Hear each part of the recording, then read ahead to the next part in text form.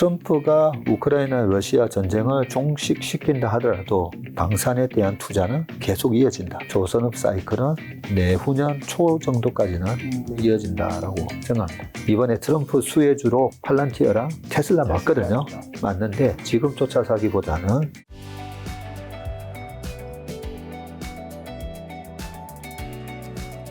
아까 전에 K 온리 주식에서는 음식료와 방산과 조선과 피부 무용, 그다음 가치 투자 영역에서 이제 지분 관련된 것들 얘기해 주셨는데, 근데 방산에서 한해에어로스페이스, LIG 넥소, 현대로테, 한국항공우주, 하나시스템 이런 대표적인 종목들이 있는데, 어쨌든 방산주가 올해 들썩였던 거는 세계 전쟁이 너무 많았던 게 컸잖아요. 특히 러시아 우크라이나 전쟁이 끝나지 않으면서 옆에 폴란드에서도 유럽에서도 계속 무게 살려고 하다 보니까. 근데 어쨌든 내년에 1월 20일에 트럼프가 집권하면 트럼프 말대로 하루 만에 안 되더라도 어쨌든 정쟁은 종료될 확률이 굉장히 높아졌단 말이죠. 네. 그럼 한국 방산주도 좀 이제는 큰 조정을 겪거나 재미없는 시장이 되지 않을까. 플러스로 테슬라 일론 머스크도 미국의 F-35였나 이런 구닥다리 무기 만드는 시대가 이제 아니다. 이런 것도 어쨌든 한국 방산에 뭐 그리 좋은 신호는 아니니까요. 그래서 저도 똑같은 생각을 했었거든요. 네. 똑같은 생각을 했는데 확실히 자료를 읽고 공부를 해보니까 이 선입관, 고정관념 이걸 깨야 되겠다는 생각이 드는 게 뭐냐면 가장 큰 전쟁이 2차 세계대전이었잖아요. 네, 2차 세계대전이 일어나고 나서 유럽의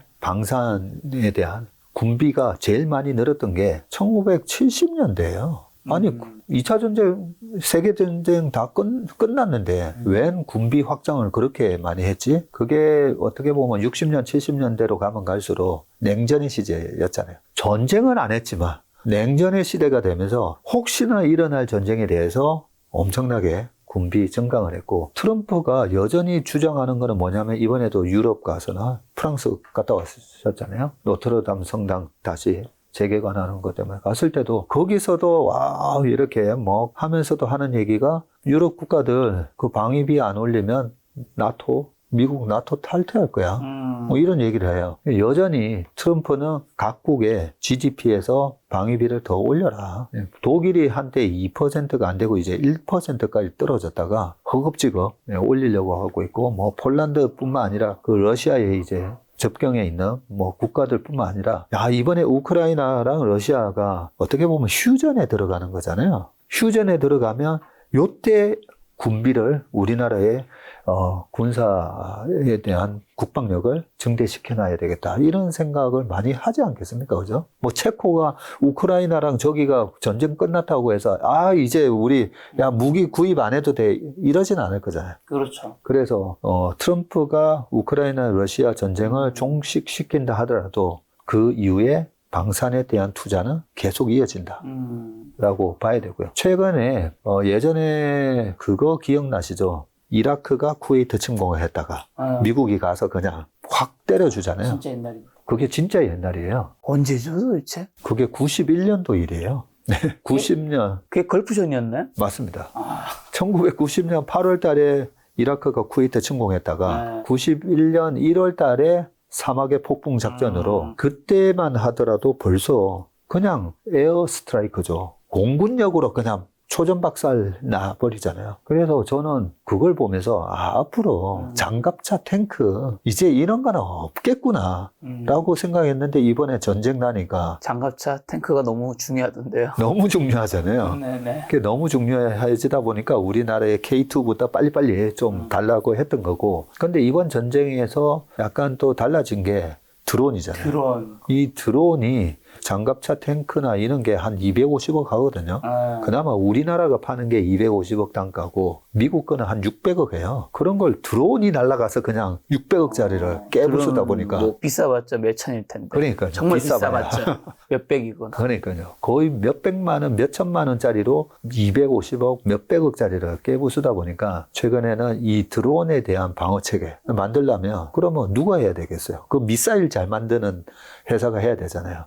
그러다 보니까 최근에 LIG 넥스원 이런 회사가 이번 조정 내에 거의 40% 빠졌어요.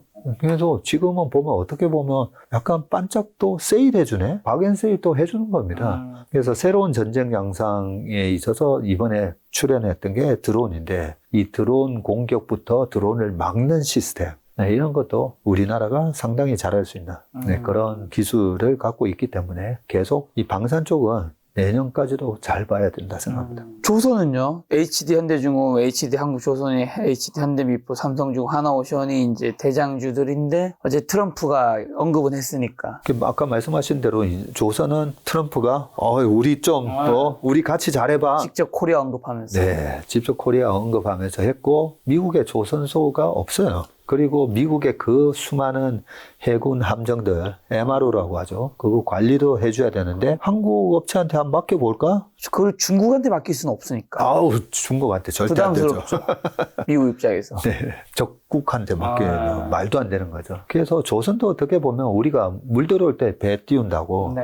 사실 사실 물이 들어온 거예요. 그런데 조선이 그동안에 이제 물 들어오나 했다가 다시 자빠졌던 경우가 언제였냐면 IMO 2020 해가지고 2020년부터는 친환경 선박 아니면 안 된다. 맞아. 그죠? 배에서 나오는 그 유황 줄여야 된다. 네. 그거 기대했다가 다시 다 자빠졌거든요. 그래서 뭐 배를 다 교체해야 된다, 뭐 이런 얘기 나왔던 것 같은데. 그러면서 올라갔다가 박살났었죠. 그런 트라우마가 있다 보니까 조선 이게 진로도 되는 건가 아닌가. 예, 지금도 이제 많이 고민을 하시는 분들이 많으실 건데 보면 우리가 옛날에 반도체도 사이클이 있었는데 옛날에는 PC에 대한 교환 주기가 윈도우가 버전업 될 때마다 그리고 인텔의 CPU가 버전업 될 때마다 메모리 권장 사양이 어떻게 된다 하면서 반도체 사이클이 왔었거든요. 그러면서 반도체 사이클은 보통 3, 4년. 자동차는 한 번 쓰면 10에서 한 15년.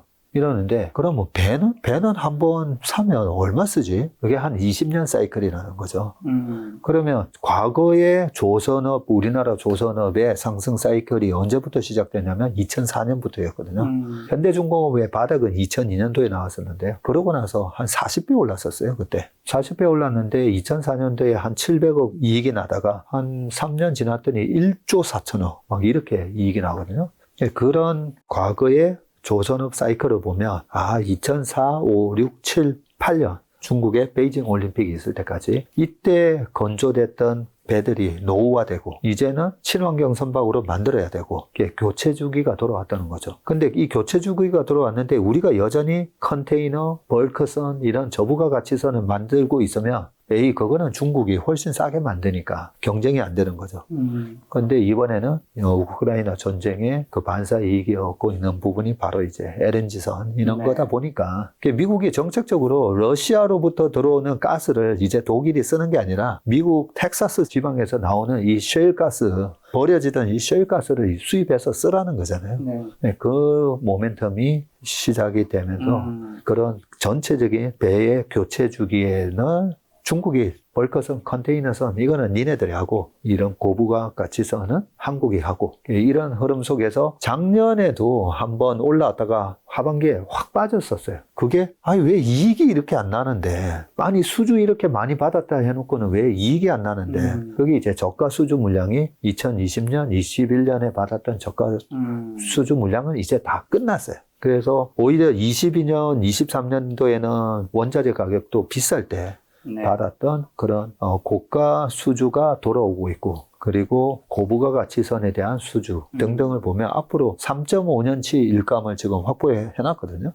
거기다가 환율도 좋죠. 조선도 다 수출이잖아요. 달러로 받잖아요.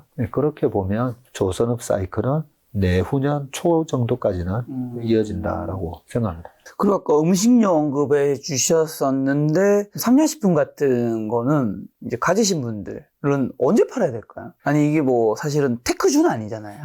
아주 좋은 회사고 뭐 수출로 굉장히 영업이익도 매출 늘어나는 건 알지만 뭐 주가가 영원히 가는 건 아닐 테니까 지금 또 신규로 들어가기에는 사실 너무 많이 올랐고 그래서 이번에 삼양식품도 조정을 받긴 받았었죠. 많이 받았죠. 네. 그 한 30% 빠질 때는 또 무서워서 못 들어가다가 또 올라가니까 사고 싶잖아요. 맞아요. 네, 사고 싶은데 이럴 때 우리가 밸류에이션을 해야 되는 거죠. 제가 올라도 괜찮습니다 하는 주식이 있고 많이 올랐는데 작년에 2차전지 같은 경우에도 보면 불을 뿜고 있었지만 너무 비쌌기 때문에 계속 이거는 비쌉니다 말씀을 드렸는데 그러면 삼양식품이 최근에 주가가 많이 올랐는데 PER이 얼마인가? PER이 얼마인지 아세요? 이런 뉘앙스면 30이 안 된다는 얘기인데 낮다는 얘기겠죠. 19배였어요.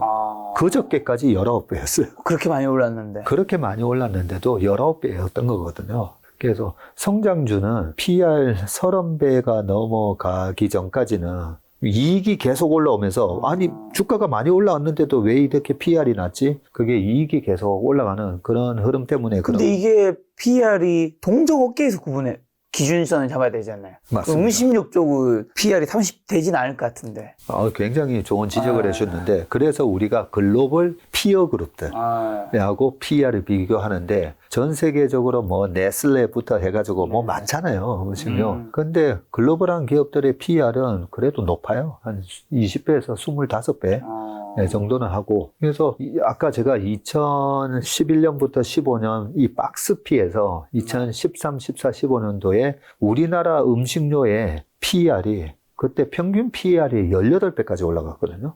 그렇던 거를 생각을 해보면 이 성장 스토리가 아니 5천만 인구가 먹는 걸 옆에 14억 인구가 먹기 시작한다고? 이것 때문에 이제 성장 스토리가 생겼던 거였었죠. 네. 성장 스토리가 생기면 이 PR이 기존에 그냥 방어주로서의 PR이 아니라는 거죠. 필수 소비자로서의 PR이 아니라 성장주 이제 PR을 받게 되는데 그럼에도 불구하고 여전히 19배네. 네, 그랬던 거고. 자, 두 번째는 이익이 많이 나와도 코로나 때 시즌처럼 아니 코로나라는 특수 상황 때문에 잘 팔렸던 거잖아요. 이 이익과 매출 성장이 이제 끝났어 하면 안 되는 거잖아요. 네, 그런 측면에서 불닭볶음면은 그러면 아직까지 Q 성장이 남았나? Q 성장이라고 하잖아요. Q 성장이 지금까지는 PQC니까. 네, PQC에서 P도 좋아요. 삼양이 농심보다 ASP가 높죠. 그런데 미국도 서로 달라 그러고 공장에서 생산 캐파가 적어가지고 그동안에 Q가 낮았던 건데 만들기만 하면 다 팔리는 지금 그런 상황이잖아요. 그래서 내년에 밀양 2공장이 완공이 되면 Q가 내년에는 또 점프업 한다는 거죠. 근데 캐파로 확장을 했더니 옛날에 우리가 석유화이라든지 그런 시클리컬 산업은 캐파 확장을 했을 때 조심해야 돼요. 그래서 반도체도 마찬가지예요. 반도체도 돈을 많이 벌어서 캐파 확장을 확 하면 공급 과잉으로 주가가 떨어지니까. 그게 보통 이제 우리가 범용 제품인 경우에 그런 현상이 나타나는데 불닭볶음면이 범용 라면은 아니죠. 그런 라면은 아닌 거고 최근에는 올라갔던 또 스토리가 중국에다가 공장을 짓겠다. 사실 중국에서도 불닭볶음면은 무지 좋아합니다. 무지 좋아하는데 삼양식품에서 밀양에서 공장에서 만들어가지고 자 중국도 달라고 그러고 유럽도 달라고 그러고 미국도 달라고 그러는데 환율이 미국이 제일 좋잖아요. 그래서 지금까지는 물량이 만들어지면 일단 최대한 미국으로 팔아.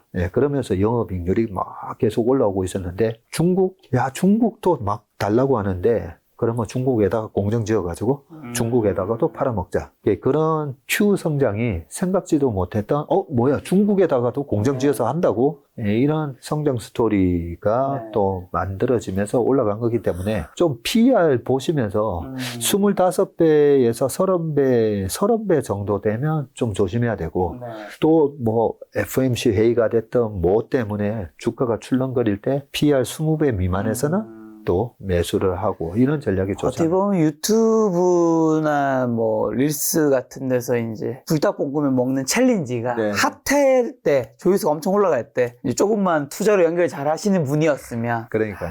어떻게 보면 상냥식품이 좋은 회사가 좋은 제품이 인스타그램이라든가 유튜브라니 시대적인 트렌드와 잘 만나면서 회사 가치가 엄청나게 커져버리는 그게 아니었으면 사실 뭐 미국이나 유럽에까지 퍼지기는 쉽지 않았겠죠. 우리도 사실 삼양라면 잘 안 먹었잖아요. 잘 안 먹죠. 네. 근데 음식료는 옛날에 옛날 뭐 삼양라면하고 농심라면하고 또 있었지만 맥주도 있잖아요. 하이트 맥주하고 오비 맥주를 추월하는 순간 꽤 오래 갑니다. 음식료는 보면 한번 로열티가 생기면 그게 좀 오래 가는 경향이 있거든요. 그래서 이번에 이 브랜드 파워가 어마어마한 브랜드 파워가 생긴 거예요. 이제는 삼양 불닭볶음면 하면 약간 우러러 보는 프라이드가 생겼고 근데 옛날에는 이 삼양라면 이 봉지만 보더라도 약간 왜 이렇게 이게 참 영원할 데는 없는 것 같아요. 예전에 삼양식품이 훨씬 더 큰 회사였고 어느 순간 이제 뭔가 제가 알기로 하여튼 기름 관련된 오해나 이런 걸로 인해서 농심이 업도적으로 됐다가 또 어느 순간 또 이렇게 되고 그 우지파동 이후에 농심이 1등이 되고 나서 그 몇십 년 갔거든요. 그렇죠.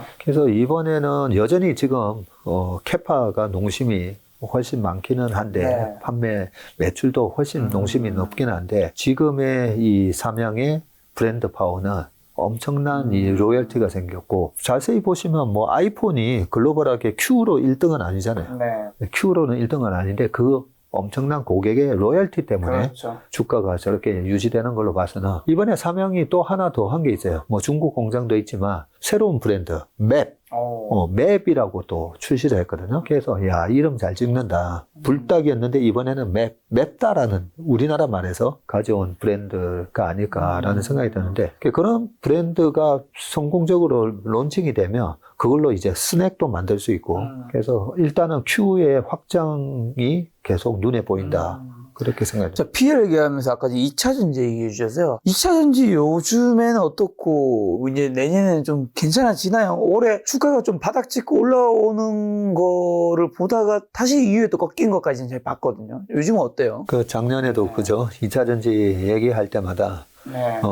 작년에 너무 뜨거웠죠? 너무 뜨거웠고요. 제가 올해는 너무 차가워. 너무 차갑죠. 왜 너무 차갑냐면 주식의 속성이요. 우리가 뉴턴의 물리학의 그 세 가지 법칙이 있잖아요.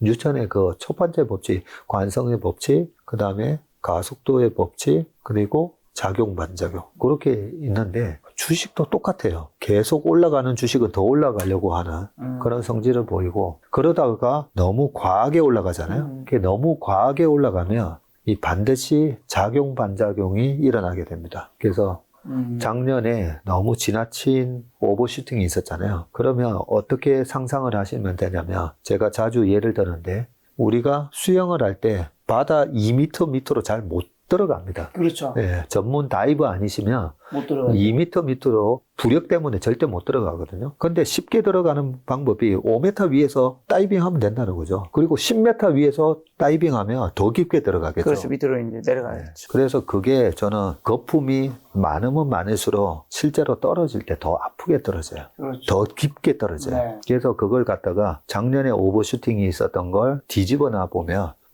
최근과 같은 그런 하락이 예상됐기 때문에 작년에 저는 너무 마음이 아팠어요. 예, 어떤 결과가 이런 결과가 나올 거라는 게 너무 뻔하니까. 내년에 좀 괜찮아지나요? 자, 그러면 이제 어떻게 하셔야 되는지를 말씀드리면 이미 팔아야 될 시점은 다 놓치신 거잖아요. 그렇죠. 마이너스 지금 70%가 넘는데 지금 팔기 좀 애매하잖아요. 지금 여기서 뭐 어떡할 거예요? 어떡할 건데 이 호랑이한테 물려가도 정신만 차리면 살 수 있다고. 그 2차전지 8종목 중에서도 보면 야, 이 주식은 지금 여기서 사서 그래도 한번 버텨보고 싶다라는 생각이 드는 주식이 있어요. 보면 아까 고려아연 케이스랑 좀 비슷한 맥락으로 보면 되는데요. 어떻게 보시면 되냐면 최대 주주 지분율이 35%가 안 되고 그리고 가치 영역이 있어야 돼요. 근데 그 8종목 중에 보면 아유 아직까지도 너무 비싸네. 이런 주식이 있다는 거죠. 네. 그래서 그 8종목 중에서 제가 봤을 때는 저라면 그렇게 합니다. 저라면 8종목 중에서 가치 영역에 가 있고 그리고 그 회사를 적대적 M&A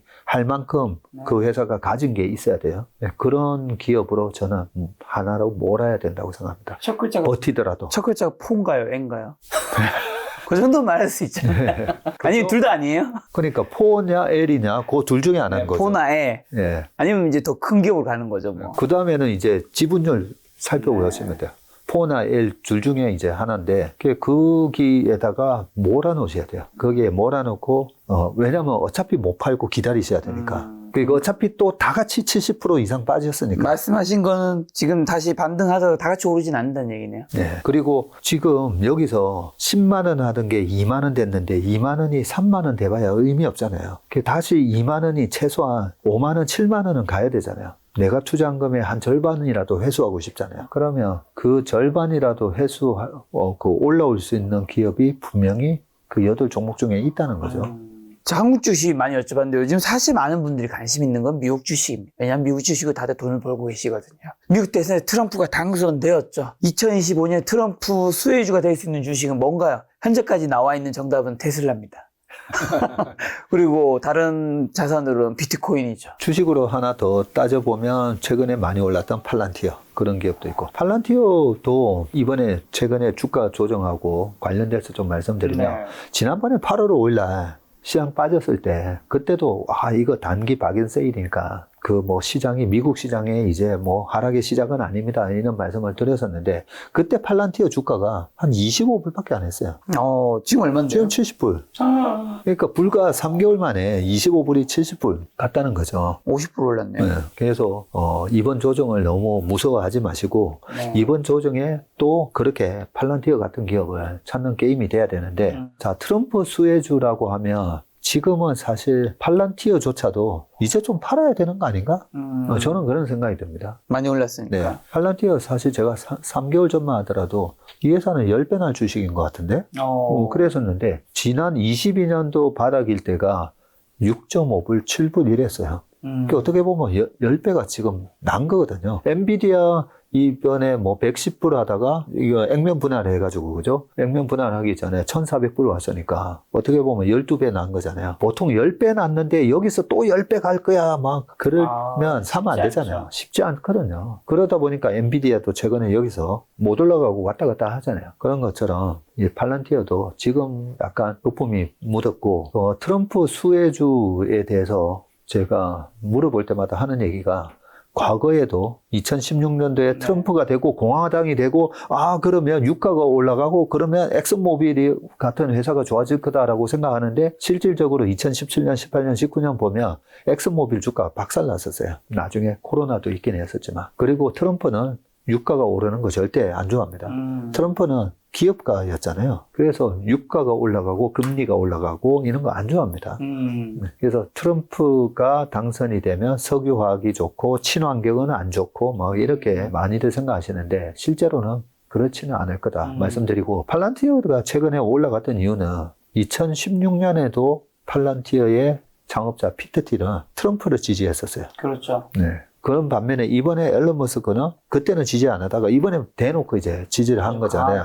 그래서 뭐 뭐니 해도 테슬라가 가장 큰 수혜주는 한데 이번에 트럼프가 이제 대통령으로서 선서하면서 1월 20날 취임하고 나면 좀 쉬지 않을까 싶습니다. 트럼프 관련주들은. 그래서 보통 1년에 12개월 중에 미국의 100년 역사를 보면요. 가장 안 좋은 달이 몇 월 달이죠? 100년 역사 중에 1월부터 12월 중에 평균 수익률이 S&P 500의 평균 수익률이 가장 안 좋은 달이 1월인가요? 아닙니다. 한 번 더. 아닙니다. 어디?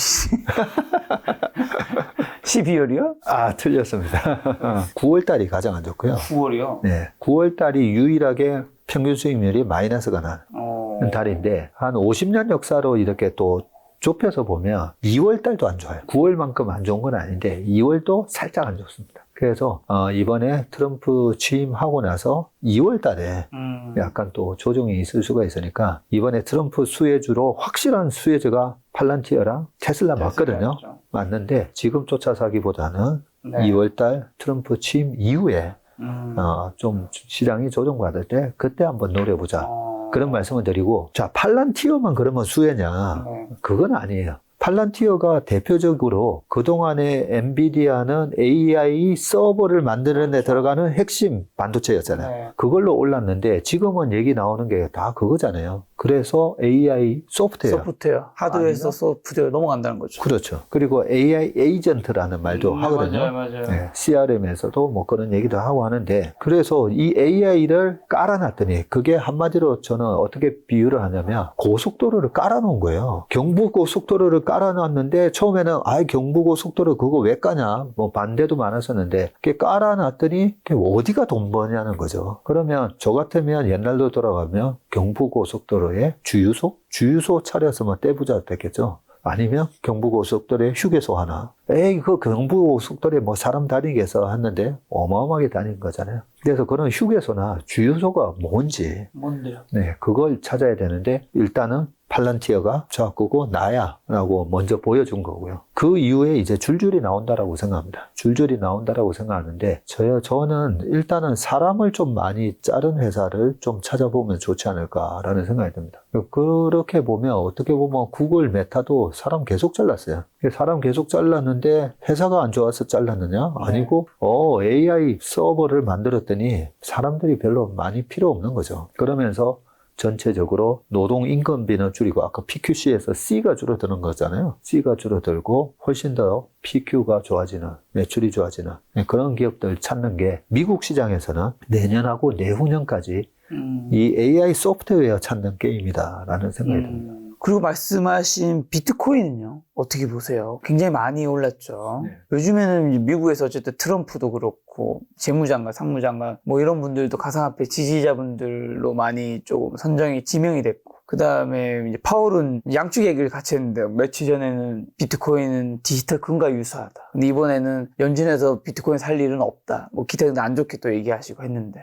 비트코인에 대해서 잘 모르면서 얘기하는 거는 네. 그거는 안 되니까요. 그냥 가격적인 움직임만 말씀을 드리면 네. 비트코인은 뭐 우리나라에서 오태민 교수님 네.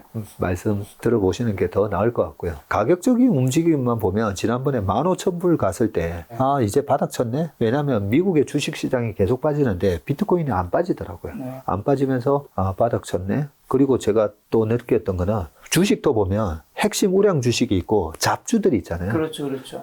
저쪽 세계는 비트코인이 그렇죠. 코 에셋, 핵심 우량주구나. 가상화폐 하면 나는 무조건 그냥 비트코인만 해야 되겠다. 네. 그런 생각이 들었고요. 그러면서 이제 퀀트 분석을 해봤죠. 퀀트 분석을 해봤더니 반감기라는 게 있고 네. 4년마다 도래하는 맞아요. 이 반감기가 지나고 나면 12개월에서 한 18개월 동안은 비트코인이 강하게 올라가고 이럴 때 강하게 올라가면서 엔비디아가 강하고 반도체가 강하고 그런 흐름이었기 때문에 비트코인은 이번에 올해 4월이었잖아요. 방금요. 네. 그래서 대통령이 누가 되든 트럼프가 됐기 때문에 저는 더 약간은 빠르게 오르는 면도 있지만 설사 해리스가 됐다고 해도 저는 비트코인은 갈 길을 간다라고 생각을 했습니다. 그래서 내년 그게 한 7월까지 정도는 비트코인은 올라가는데 오태민 교수님하고 같이 이번에 책도 썼거든요. 트럼프 2.0 쓰셨죠? 네, 트럼프 2.0을 같이 쓰면서 얘기를 하다 보니까 이 오태민 교수님이 너무 존경스러운 게 한 번도 안 팔았다 그러더라고요. 그래서 이 얘기를 제가 왜 말씀드리냐면 파신 적은 있는데 이제 그 생활비를 위해서는 파신 적이 있을 거예요. 저희 채널에 나오셨는데 이제 아니 오태민 교수님도 이제 자녀들 교육비라든가 이런 그럴 때를 위해서는 판 건 있는데 아마 다른 목적으로 파신 적은 없다고 아마 하신 말씀이지 않았을까. 그러시군요. 그래서 그 생활비 쓰려고는 파셨더라도 투자 목적으로 네. 있는 거는 가지고 오셨다는 게 저는 너무나 존경스러운 게 이 말씀을 드리는 이유가 우리가 투자하는 자산에 대한 변동성을 정확하게 이해하고 있어야 된다는 거죠. 주식이든 부동산이든 아니면 가상화폐든 추세를 알아야 되고요. 두 번째는 그 추세 속에 나오는 변동성을 알고 네. 투자를 해야 되거든요. 그래서 제가 비트코인에 대해서 쭉 한번 공부를 해봤더니 이 반감기가 있고 반감기 있고 난 2년 후에는 다시 박살나고 그 박살났었던 게 2015년 박살나고 2014년, 15년 그리고 2018년도에 박살났었죠. 2017년도에 우리나라 돈으로는 2,800만 원 갔다가 350만 원까지 빠졌잖아요. 350만 원까지 빠졌었고 그러고 쭉 올라왔다가 22년도에 또 박살났다가 이번에 올라왔기 때문에 이걸 그렇게 따져보면 이번에 22년, 그 전에 18년, 그 다음은 몇 년도인가? 26년이라는 거죠. 그래서 저는 비트코인의 가격 움직임만 보면 추세는 오태민 교수님 말씀대로 이제 될 거라고 생각을 하는데 중간에 있는 이 변동성만 생각해 보면 일단 내년까지는 꾹 찌고 가시다가 내년에 이익 실현 잘 하셔야 된다. 왜냐하면 26년에 또 빠질 거니까 저는 그렇게 생각합니다.